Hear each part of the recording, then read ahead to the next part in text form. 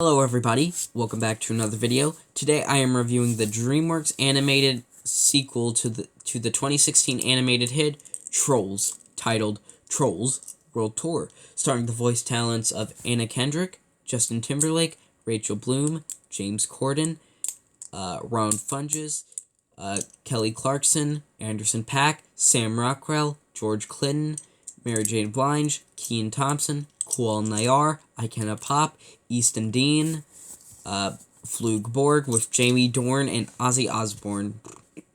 Now, Trolls World Tour is about Poppy, played once again by Kendrick, and Branch, played once again by Justin Timberlake, living their typical carefree, hugging, singing, dancing life after the events of the first one, where Poppy is now the queen of the trolls, and Branch has his true colors now.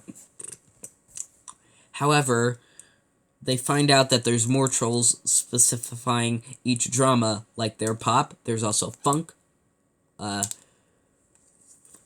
classical, techno, and country and rock, with the leader of the rock trolls, Queen Barb, played by Rachel Bloom, wants to make all the trolls rock, like no other type of music genre. So it's up to Poppy, Branch, and Biggie, played by James Corden, to go on a quest to stop Barb from making everyone the same with the help of a country troll named Hickory, played by Sam Rockwell. There's also a subplot with Cooper, played by Funches, who wants to find his type, the giraffe-type troll, since he's a different troll from all the other ones. Now, the first Trolls, while being a big hit, making nearly $347 million worldwide, the Can't Stop the Feelin' sensation went all around, and so many toys and soundtracks were sold. It's a kind of divisive movie. You either love it, hate it, or think it's okay. For me, I go slightly above average. It's a pretty decent, fine, serviceable kids movie, but I think kids will get more out of it. With a story that's nothing special and a message that's kind of hypocritical, the animation is a feast for the eyes, and there's some fun, entertaining moments. Now, I can't really say I was looking forward to Trolls World Tour, as it looked kind of cringeworthy, but I had to see it. I watched yesterday. What were my thoughts? One way to find out. Now, the story, just like the first one, is nothing special. There's a lot of unique concepts in the movie, but it's just your typical, we need to stop Barb, we need to stop this villain plot. But the animation easily has the most care and effort put into it, showing a lot of creativity from each troll land, just from the water and the ground alone, like, you know, the textures of the ground. Especially with all the different, like, how the funk land is like this mashup of, like, it's hard to explain, like, country being this desert, like, and techno being this underwater dance party zone. It's really creative. But the characters, Poppy, played by Kendrick, wants to be a good queen, but she doesn't think things through. But she doesn't think things through because she just throws out the weapons Branch brought and doesn't listen to any of the advice from Branch, Biggie, or her dad, played by Will Dorn. Branch, played by Justin Timberlake, wants to tell Poppy his feelings towards her. It's not a subplot that's really that big on, except for, like, one moment in the film and then the end. He just gets butterflies in the stomach. It's what you expect. There's Barb, the villain, who wants to make all the trolls rock.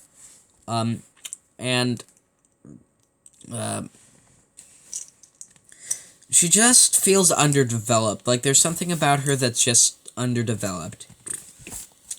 There's, as for the rest of the trolls from the first one, there's Biggie, who comes along with Poppy and Branch because James Corden is funny, and Cooper, which there's a kind of subplot, but it's not really touched upon that much. But he wants to find his family since he hears that there's different types of trolls, since he's the only giraffe-type troll. As for the rest of the old and new characters, there's Poppy's friends like Guy Diamond, a glittery, sparkly troll who gives birth to a troll named Tiny Diamond. Smidge, a small troll with a muscular voice. Satin and Chenille, the trolls with their hair connected to each other, who have a love for fashion, are just there because they're in the first one. There's also this new troll named Legsley, who just comes out of nowhere, who can stretch out her legs because they couldn't get Gwen Stefani to come back as DJ Suki, so they just replaced this troll and act like she had a big part in the first one when she wasn't in it at all. As for the new characters, there's the leaders of Funk, Queen Quincy, and Queen Ernest.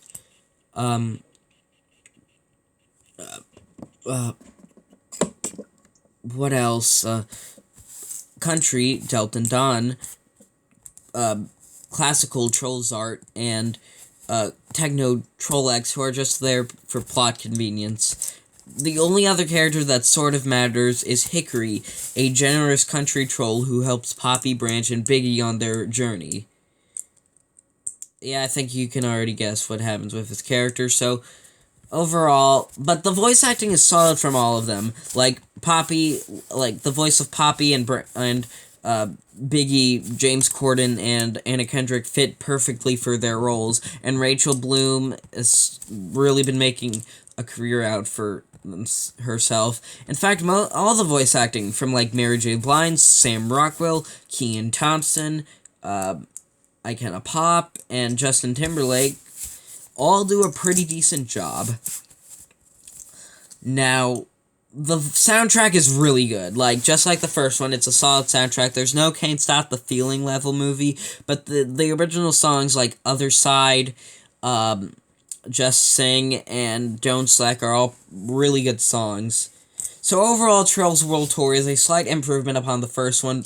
A pretty decent movie.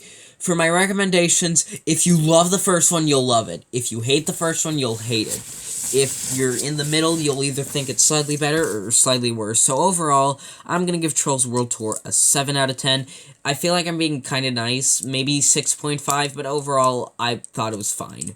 So next time, I'll be reviewing supposedly Soul, because I have no idea what comes out next, thanks to Corona, so we've still got Soul and SpongeBob supposedly coming out this year, so I'll see you for whatever is next.